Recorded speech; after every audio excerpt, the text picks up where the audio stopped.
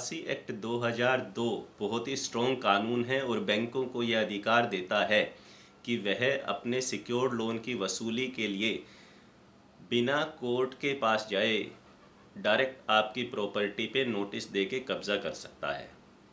तो आप देखिए कितना स्ट्रॉन्ग कानून है। इस एक्ट के आने से पहले क्या होता था कि जब लोग बैंकों के पैसे नहीं देते थे तो बैंक को सिविल कोर्ट में जाना पड़ता था।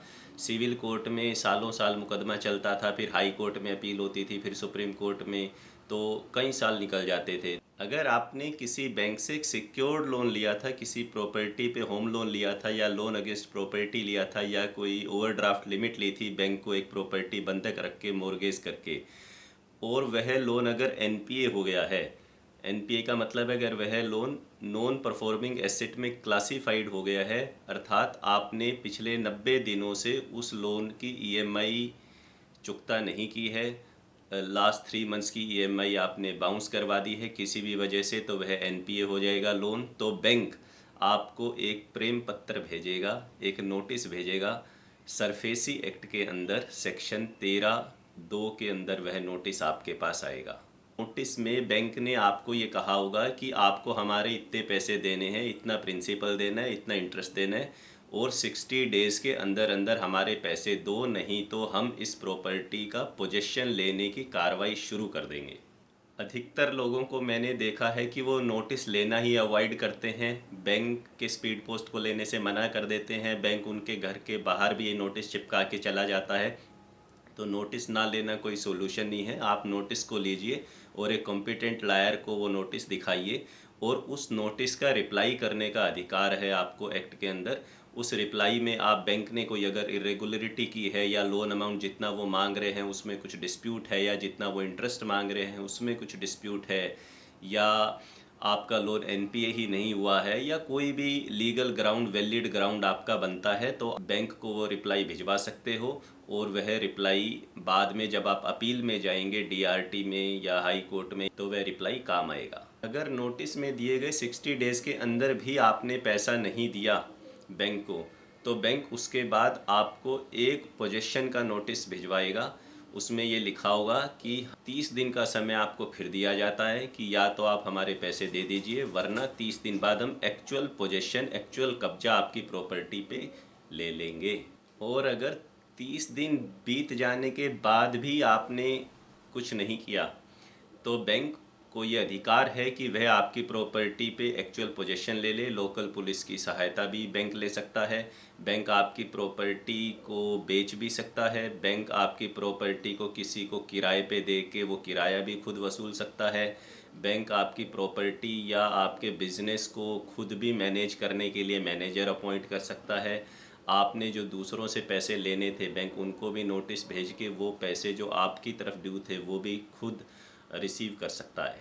अगर बैंक आपकी प्रॉपर्टी को ऑक्शन करता है, नीलामी प्रक्रिया शुरू करता है, तो आपके पास फिर एक नोटिस आएगा जिसमें बताया जाएगा कि नीलामी का डिटेल क्या है, क्या समय है, क्या स्थान है, कितना आपकी प्रॉपर्टी का रिज़र्व प्राइस रखा गया है, एट्सेट्रा एट्सेट्रा।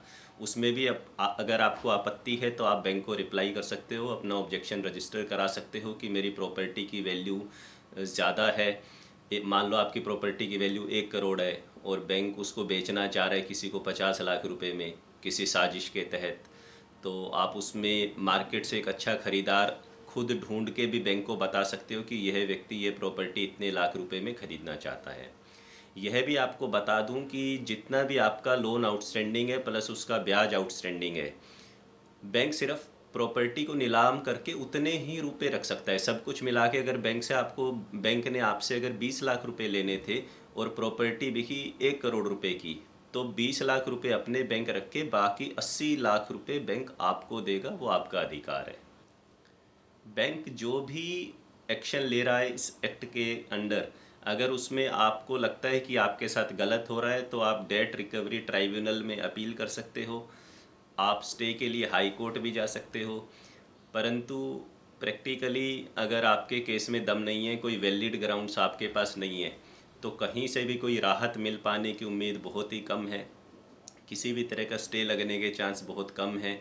हद से हद आपको ये रिलीफ दिया जा सकता है अगर ऑनरेबल कोर्ट ठीक समझे कि आप जो पैसा बैंक एक साथ मांग रहा है 60 दिन के अंदर, उसकी फिर किस्तें बना दो। उससे आपका क्या फ़ायदा होने वाला है, क्योंकि अगर आप किस्तें दे ही सकते तो ये नौबत ही ना आती। सरफेसी एक्ट बहुत ही छोटे से लोन पे लागू हो जाता है। अगर एक सिक्योर्ड लोन था सिर्फ 1 लाख रुपए से ऊपर का, तो वहाँ पर भी ये एक्ट एप्लीकेबल है। परंतु एक कंडीशन और है कि आपने जितना भी लोन लिया उसका कम से कम 20% प्रिंसिपल और उस प्रिंसिपल पे लगने वाला ब्याज बकाया होना चाहिए, तभी एक्ट लागू होगा। थ्योरेटिकली देखा जाए तो एक्ट बोरोवर को भी कुछ राइट्स प्रदान करता है कि आप अपील में जा सकते हो।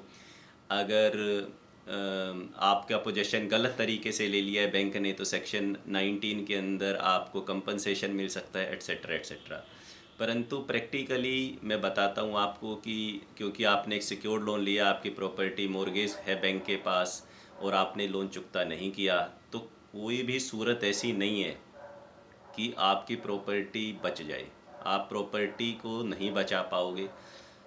अगर एक ही तरीका है जो अभी मैं बता रहा हूँ आपको, अगर वो कामयाब हुआ तो ठीक है, वरना कुछ नहीं हो पाएगा। और वो तरीका ये है कि आप बैंक को एक ओटीएस ऑफ़र दो।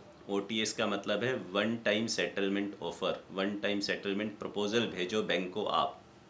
उसमें अगर आप बैंक के वेबसाइट पे जाएंगे या बैंक अधिकारी से संपर्क करेंगे, तो हर बैंक के अपने अपने ओटीएस पॉलिसी है कि वो वन टाइम सेटलमेंट किस कंडीशन में कर सकते हैं, उनकी क्या शर्तें हैं।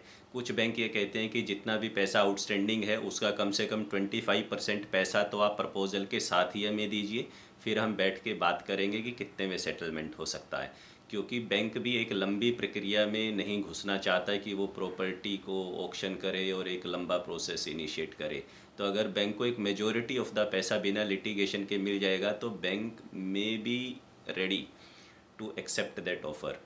तो ओटीएस के अलावा अगर ओटीएस प्रपोज़ल पे बैंक से आपकी बात नहीं बनती है, आप कम का प्रपोज़ल दे रहे हो, बैंक एक्सेप्ट नहीं कर रहा है उस सेटलमेंट को, तो एक दूसरा बहुत अच्छा तरीका है, वो है लोक अदालत में एप्लीकेशन लगाना। हर ज़िले में लोक अदालत कंडक्ट होती रहती हैं। आप अपने ज़िला न्यायालय में जाओगे तो आपको पता लग जाएगा।